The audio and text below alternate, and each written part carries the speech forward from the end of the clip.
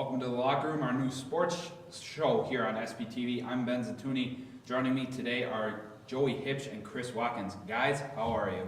Good. Yeah, pretty good. Ready to talk some sports. Are you ready to talk sports, Chris? Absolutely. It's been a little while.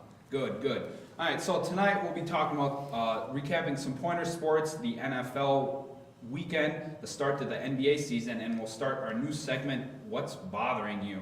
Starting off with the Pointer football team. They won their last home game of the season on Saturday, beating UW Stout 35-28. Kyle Larson led the Pointers offense once again. He was 29 of 45 with 456 yards and 4 touchdowns. Larson, Logan Taylor, and Jared Pankow accounted for all the Pointers' touchdowns as the seniors went out on top with their last home game. Logan Taylor had a career day with 169 yards and 3 touchdowns. Pankow had 8 receptions for 140 yards and 1 touchdown. Guys, what did you take away from this game, and was this season a success? Well, what I took away from it was the usual. The offense can put up numbers, and the defense, still making strides after a lot of senior turnover from last year entering this season. They gave up a little bit, but at the end of the day, they held their own and did their thing, and the Pointers won. Do I think it was a success relative to expectations with that senior turnover and uncertainty in the defensive, in the secondary, I should say? I would say part of it was a success. Now, obviously their season didn't end up where they wanted to be, but when you make strides like that, and it'll be another critical offseason, also with the offense kind of restructuring a little bit with the loss of seniors, but overall, making those strides they have, especially after losing so many guys like Aaron Carlin and others on defense, I could say that they had some successful moments for sure. What about you, Joey? Well, the seniors obviously led the team to victory this past Saturday. You and me were there during the game. The defense held their own. The offense kept up. But it could have been a larger margin of victory. The Pointers missed a couple of field goals here and there, and they stalled out a couple of drives in the red zone. And was the season a success? For part of it, it was. But then, even though they lost to a lot of good WAC teams, the top 3 teams, overall, I think it was a success, but I think they expected more out of themselves.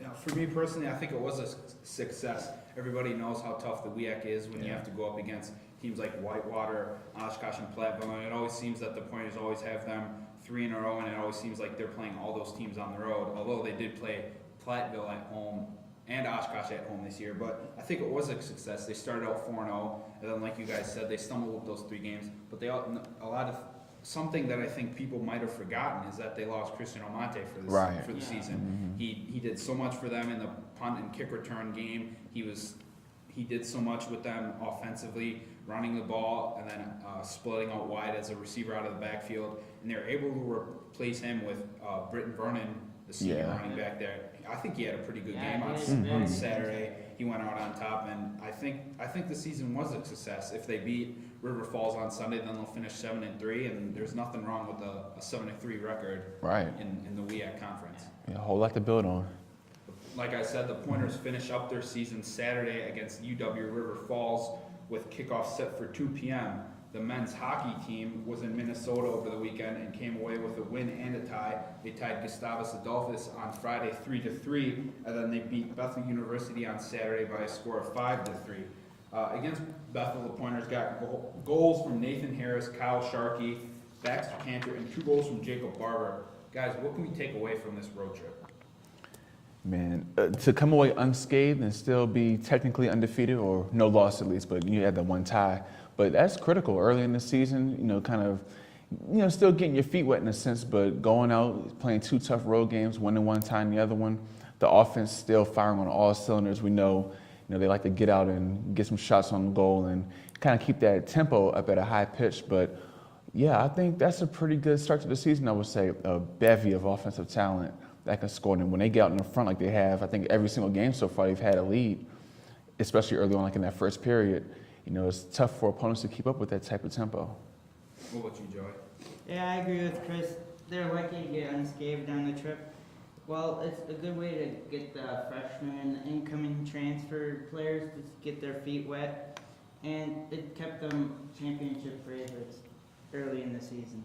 With that being said, do you think Do you think they are national championship favorites again this season? Well, yeah, they've been there 3 straight years, so why not make it a 4th?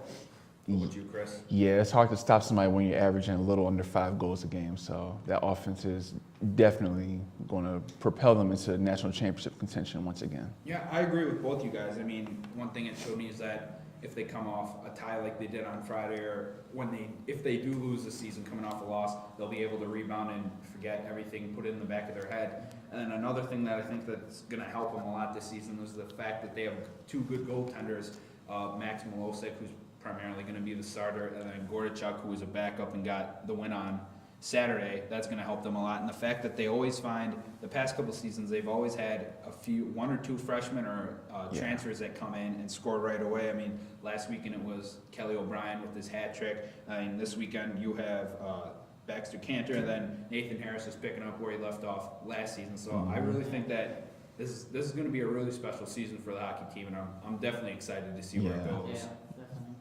Now moving on to women's hockey, they were also in Minnesota over the weekend. On Friday, they lost to Concordia Moorhead. The Pointers got their lone goal from Meredith Ingbretson. On Saturday, the Pointers then tied against Concordia Moorhead by a score of 3-3. The Pointers got their 3 goals courtesy of Kara Lemerand and 2 goals from Ali Biagini.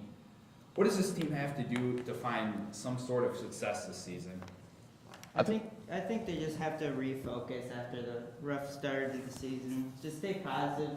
The seniors just gotta keep the freshmen and the lower class players, just stay positive. It's very early, they can come back. And they need to lean on the seniors and the leadership from Coach Anthony. What do you think, Chris? I think they just have to find their stride offensively. Very inconsistent thus far. Scored as little as 0 goals, scored as many as 5. I think they had 1 and then a 3-goal game in between there. So you average that up. It's a little like having around 2.25 goals per game. The defense is actually doing pretty well. Goaltending, only averaging about 2.5 points against them. So particularly, Allie needs, I think, a bit of help offensively consistently. I know she had a couple goals last game, had an assist in another one. So she needs Meredith and Maddie Monroe and Kara and all those guys, or ladies, I should say, to kind of pitch in and make it a collaborative effort more nights than not, and I think they'll be okay. Yeah, I think the past couple of seasons they've hit the peaks and then they've hit the valleys, and that's kind of what's derailed their season. I mean, they'll go on these runs right before tournament time, and for some reason they can never get past River Falls. Yeah. And the Pointers, or the WEAC, only has 1 berth into the tournament. So if you lose the River Falls in the conference tournament, then that pretty much derails your season from there. But I think they're a young team. They lost a couple good seniors from last year, but I think you can expect them to definitely be competitive, and I won't be surprised if it comes down to them and River Falls for the conference title and the tournament title of the season, as always. Yeah, hopefully time to right some wrongs. Now moving on to volleyball, the Pointers volleyball team lost in the semifinals of the WEAC tournament to eventual champion UW Whitewater 3-2. Bree Pippenbrook was named WEAC Defensive Player of the Year. Pippenbrook, along with Kelly Seflu, were named to the All-WEAC team. Ellen Drury was named to the All-WEAC Honorable Mention team, and Delana McCreary was named to the All-Sportsmanship team. Guys, yesterday the NCAA came out with their Division III volleyball tournament bracket, and the Pointers didn't make the tournament. Whitewater got the bid from the WEAC because they won the tournament, and then Eau Claire and Oshkosh and La Crosse got the at-large bids. Even though the volleyball team didn't make the tournament, would you say the season was a failure? No, because you can't have that much talent and that many accolades like you just described and be a failure. Even though you didn't get to the tournament, and that's kind of more so in the committee's hands rather than, the team to a degree, but the committee ultimately decides, especially with at-large. You can't really be 100% sure with that situation. But just the plethora of awards that those ladies had, is still something to be respected and something to be proud of. Yeah, I went to a couple of their games. Their offense is pretty good. They have a very deep team, and they started off the season very well. I think they had like 12 to 14 winning streak to start off the season. The first half, they were like unbelievable. I think they only had 4 losses by the first half, so it was not a failure at all. Yeah, I think it was a little bit of both. like Joey just said, they started off with that however many real high game winning streak, which was great. And then once they started getting into the meat of their conference schedule, they kind of hit peaks and valleys more or less, and that kind of derailed their season. But I think you have to remember that they lost, 4 or 5 seniors from last year's team that were very talented, and this year they had a good group of freshmen and sophomores and juniors that stepped up and so that they can play on the court. And I think the future definitely looks bright for the volleyball team next season. Yeah, much like the football team, a whole lot of upside. Yeah, it'll definitely be exciting to see where they go from this. Well, we're going to take a quick commercial break, and then we'll be back with a recap of this past weekend's college and NFL action. Stay tuned.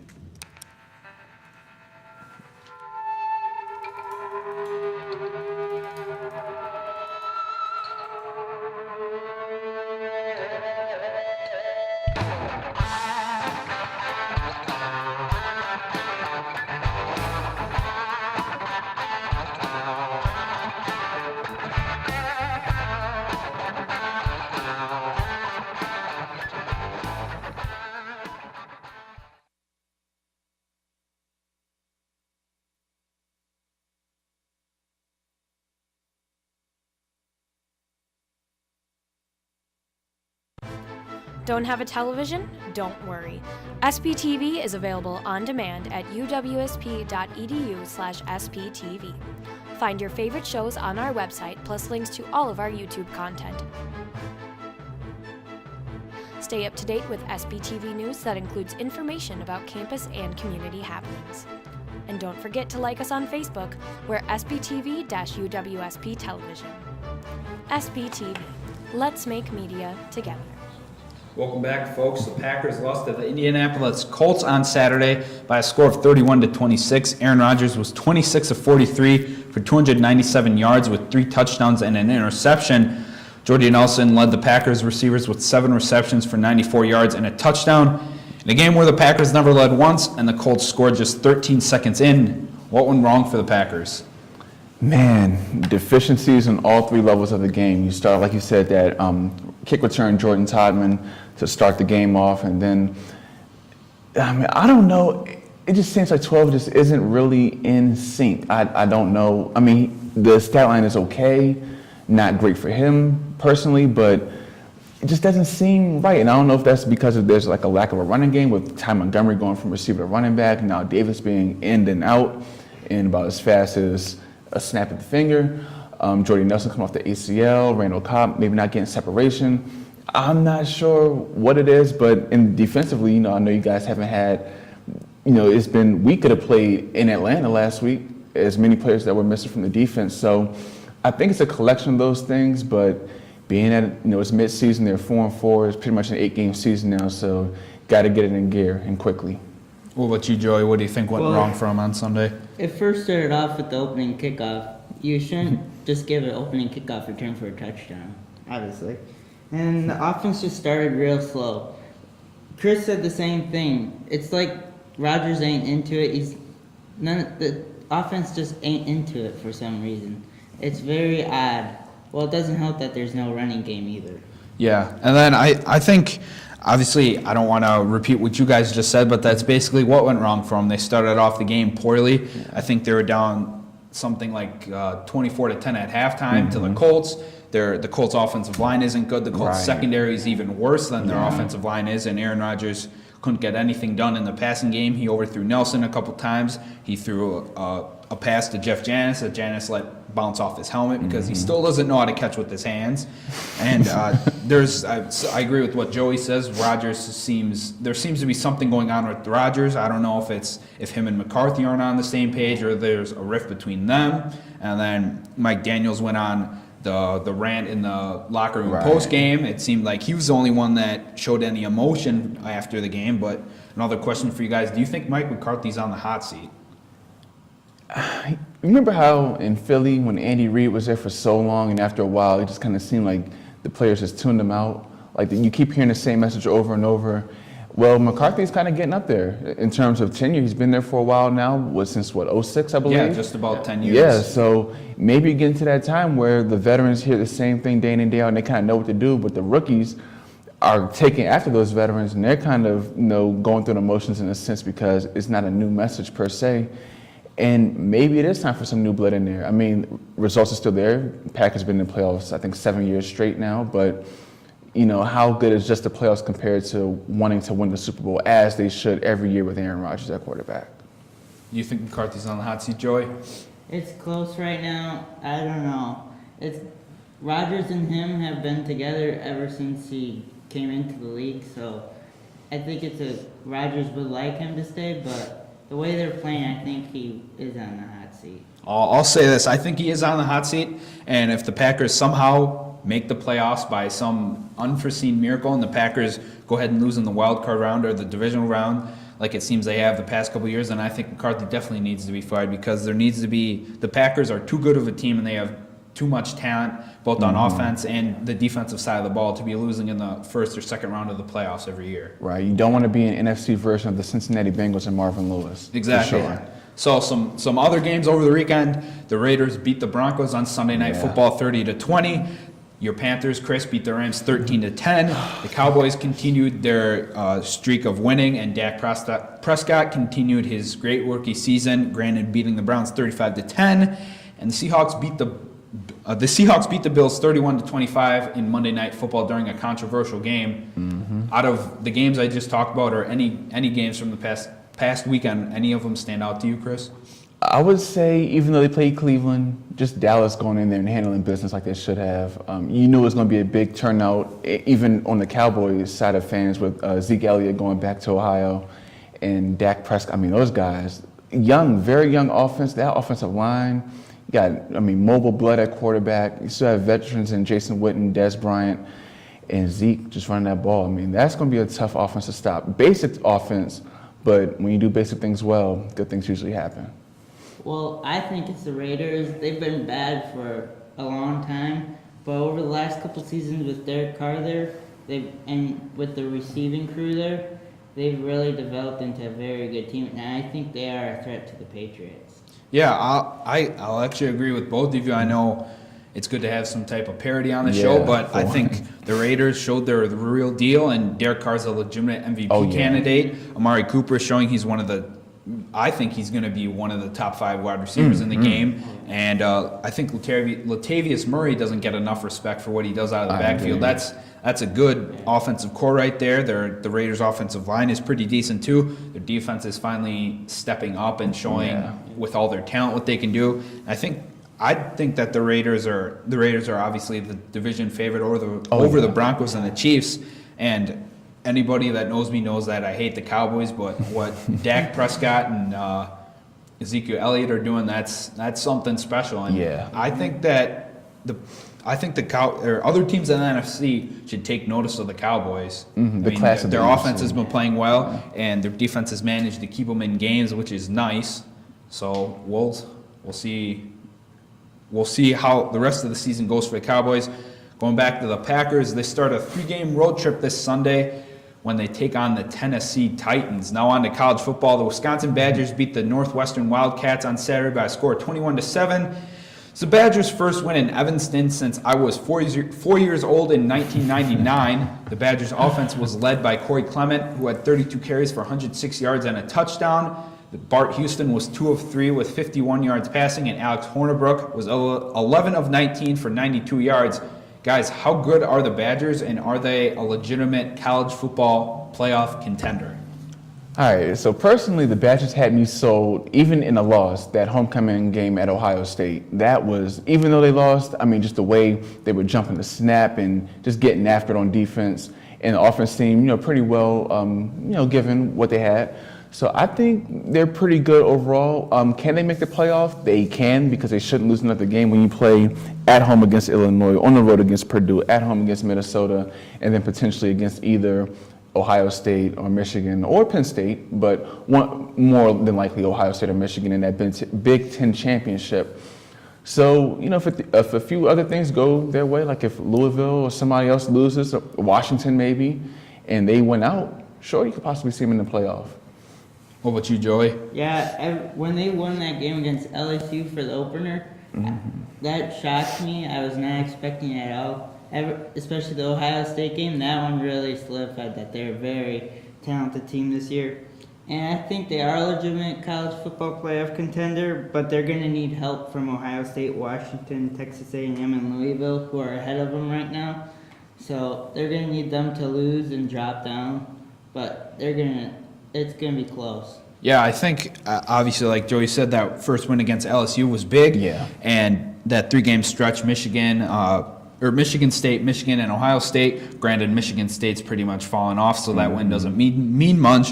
But playing Michigan and Ohio State as close as they did definitely, I think, earns the Badgers some bonus and some style points.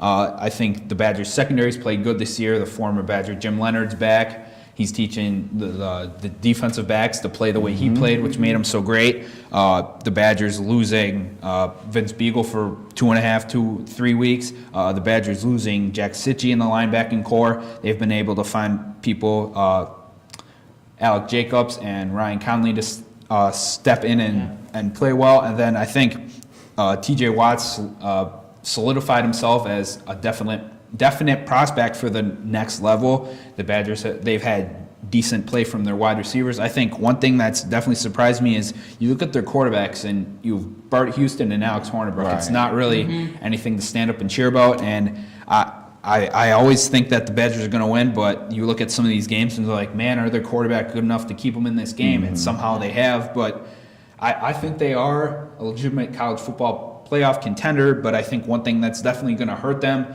is their inexperience at quarterback play. I believe that Ohio State game, Bart Houston, he was either sacked or he threw an interception on that last possession in overtime, so that kind of hurt him. And Bart Houston got beat up, and he was running around all day against Michigan, which hurt them in that game. But I think they're definitely college football playoff contender. I think they're definitely going to have to win out, and I like their chances. I really do like their chances if they play Michigan or Ohio State again in the Big Ten championship game. It'll definitely be a good game to watch. Yeah, all three. All they have to do is just make sure they don't get 59 in that Big Ten title game. But especially against Ohio State, if they can just jump the line like they were doing and just reading JT Barrett's snap count, I mean, they were getting after him. I'm surprised the Buckeyes won, to be honest with you. So if they can do that again, who knows? Yeah, it'll definitely be interesting to see how their season finishes out. If they don't get into the college football playoff, they'll definitely get a good New Year's Day bowl, without a doubt. Yeah. We're going to take another quick commercial break. After that, we'll be back with a recap to the start of the NBA season, and we'll have our new segment, What's Bothering You? How can you get involved with student media at UWSP? Connecting with your campus television station, SBTV, is easy.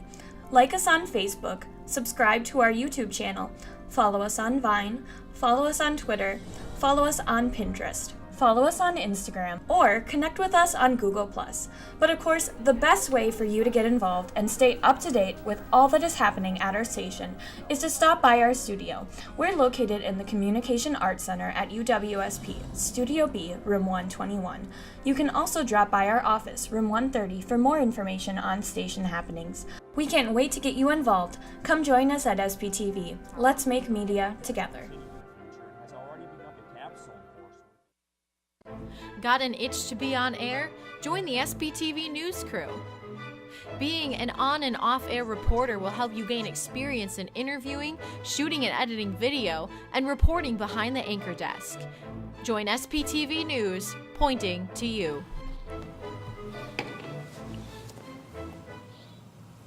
Welcome back with the NBA season. A little more than a week in, people are already talking about who are the hot teams and who aren't.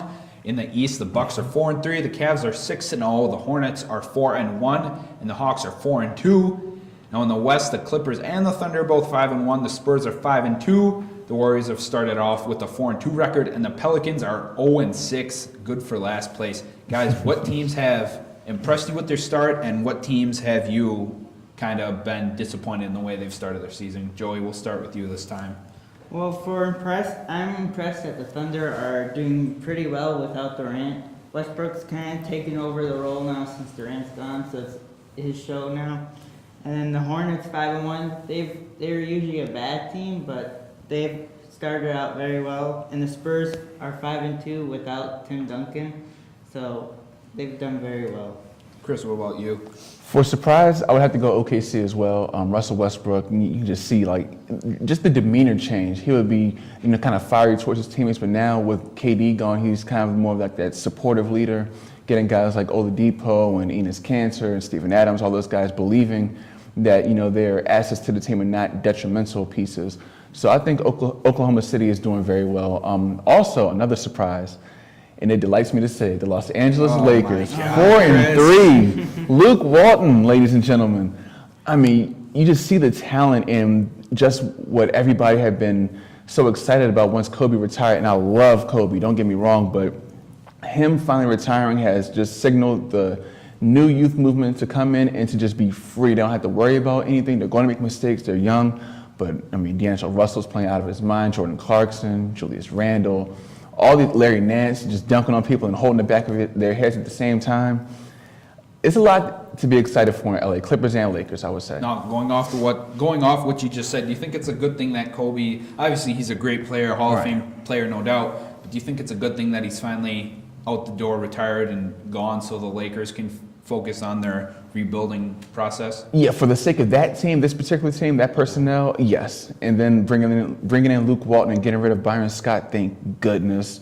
It has just been, it's really worked wonders. And now I'm not saying they're going to make the playoffs. They probably won't even win 30 games, but just for the foundational season, which this is for them, a whole lot to be excited about for the future. I think, going back to what we started off, I'm surprised with how the Bucks and the Hornets have started out. The Bucks 4-3, the Hornets are 4-1. Mm-hmm.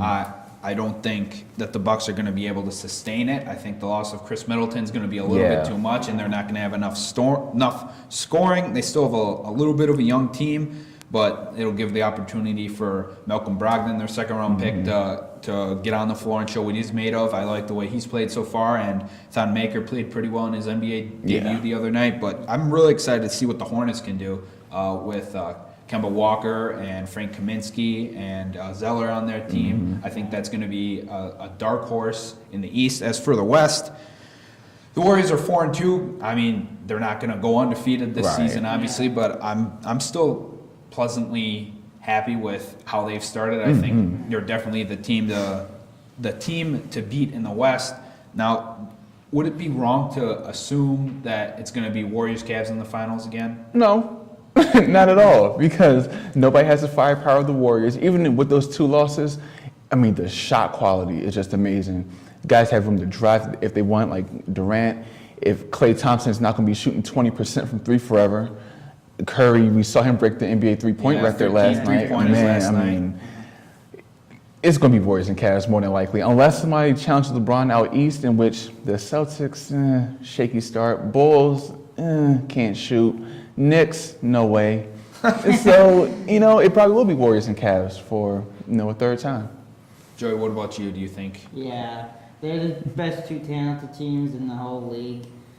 The West, maybe it might not be the Warriors, but the East is for sure the Cavs. They're the most talented team in the East. There's no one that really can compete with them. Yeah, I think you guys are both right with the Warriors and the Cavs, but it'll definitely be interesting to see how, granted, we're just about 2 weeks in. Right. It'll be interesting to see how things go. Injuries happen. It'll be interesting to see if anything happens at the trading deadline. Sometimes there's coaching changes mid-season, and you see teams get they get more life out of the coaching change. So it'll definitely be interesting to see. I think it would be good if it's not the Warriors and the Cavs for the NBA, just to get a little bit of different flavor, maybe get a little bit of a ratings boost from people being interested and not the same old two teams. Yes, but it'll definitely be interesting to see how the NBA season goes. Now, folks, it's time for our new segment called What's Bothering You. Each of us has chosen a topic in sports, and we'll talk about why it's bothering us.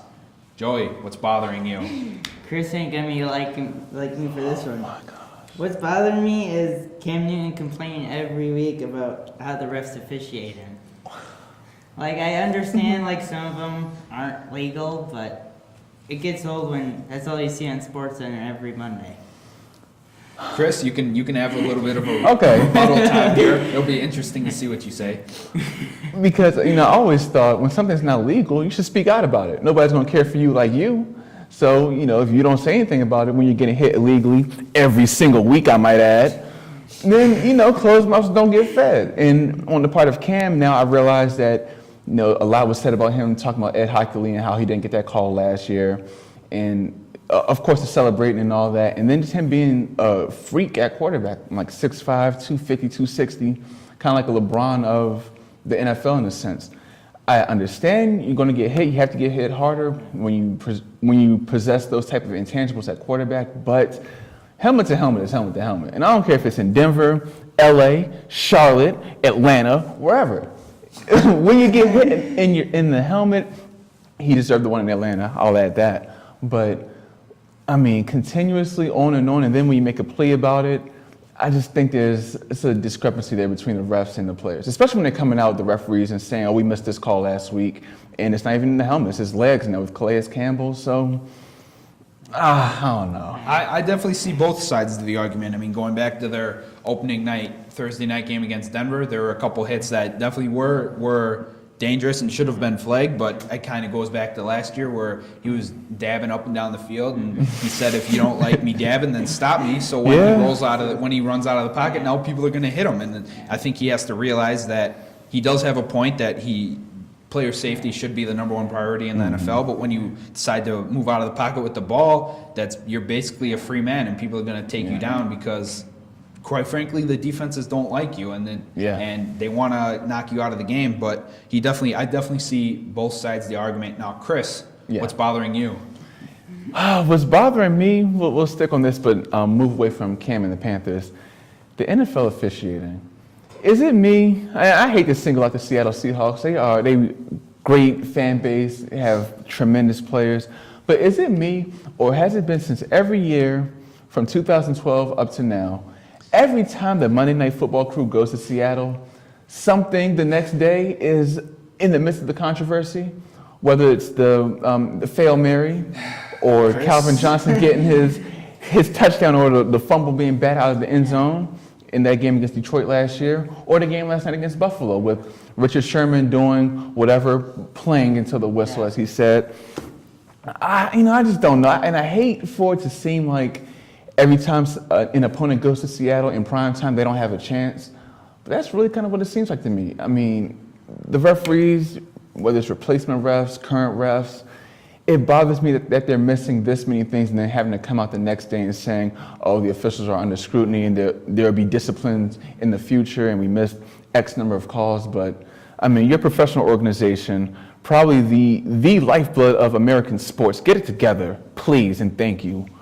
Sincerely, me. Chris, I definitely agree with you 110%. I mean, I don't think it's just Monday night. Going back to that Atlanta-Seattle game where Richard Sherman tackled Julio Jones on the Falcons' possession. That should have been a flag last night. Richard Sherman, about like 2 seconds before halftime, running into Dan Carpenter, the Bills kicker. The referees didn't even know what the heck was going on the field. I think the main problem with the NFL not being able to hold the officials accountable is something that a lot of people forget, is that the officials aren't full-time people. Right. Most of them are lawyers. They have jobs during the week, and officiating, roughing the NFL games is really a part-time job. I think that Roger Goodell and Dean Blandino, the head of officiating, need to come up with some type of agreement. Either I'd like to see it sooner rather than later, or maybe during the next collective bargaining agreement where they have full-time referees where they can hold them accountable and they can suspend them and fine them if they don't do their job. I mean, what's going to happen if officiating costs a team a Super Bowl? Exactly. Roger Goodell saying the same stuff every week, that the officials they're scrutinized people, which is obviously true, but they definitely deserve some of the scrutiny, and I think some things need to change. Now, for what's bothering me, it's gonna sound like I'm a little bit of a homer, but it's the Packers. I mean, come on. You have Aaron Rodgers on offense. You have Randall Cobb. You have Jordy Nelson. You haven't been able to do anything offensively. I mean, going back to before the season, they cut Josh Sitton, which was a shock. You put in Lane Taylor. People are freaking out what's going to happen there. Lane Taylor's done a heck of a job so far, and Josh Sitton's played maybe 2 games with the Bears, so it's nothing there. And then the secondary, they've been depleted.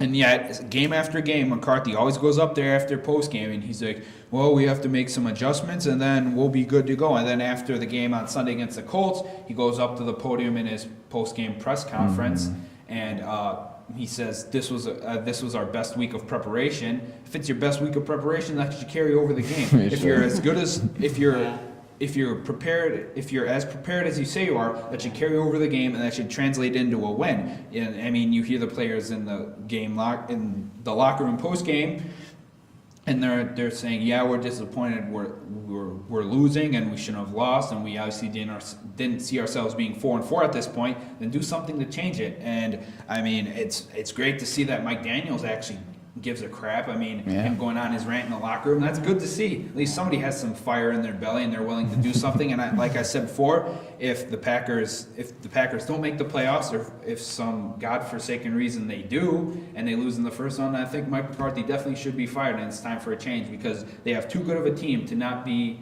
in the Super Bowl every single year. Hard to argue. Yeah. Very. Well, guys, that's all we have for you today. I'd like to thank Chris and Joey for joining me today and giving us their insightful opinions, especially during the What's Bothering Me segment. I think that went very well. And also a big thank you to our technical staff and their hard work to make sure this is possible. Be sure to check us out on Facebook at SBTV UWSP Television, or follow us on Twitter at SBTV_UWSP. Also visit the UWSP homepage to locate all your Pointers athletic information. Till next time, I'm Ben, Joey, and Chris, and we'll see you on the locker room.